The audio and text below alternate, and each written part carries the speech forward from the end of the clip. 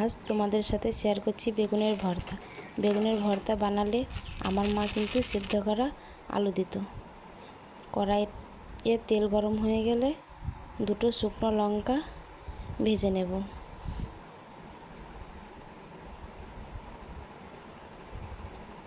লঙ্কাটা ভাজা হয়ে গেছে, এবারে তুলে নিয়ে এর মধ্যে রসুন, পেঁয়াজ, কাঁচা লঙ্কা হালকা করে ভেজে নেব।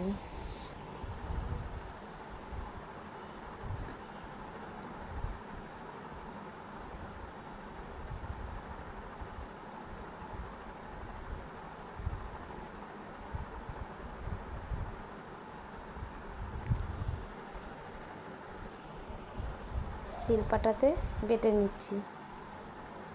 বাটা হয়ে গেছে, এর মধ্যে লবণ দিয়ে শুকনো লঙ্কা দুটো মেখে পেঁয়াজ, রসুন, লঙ্কা বাটাটাও মাখিয়ে নেব। তারপরে বেগুন আর সেদ্ধ করা আলু এগুলো একসঙ্গে ভালো করে মাখিয়ে নিচ্ছি।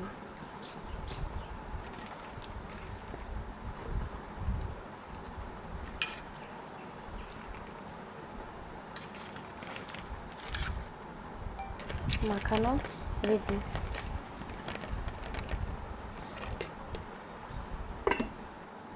এবারে গরম ভাতের উপরে বেগুনের ভর্তা আর সরষের তেল দিয়ে খেয়ে দেখবেন কেমন লাগে।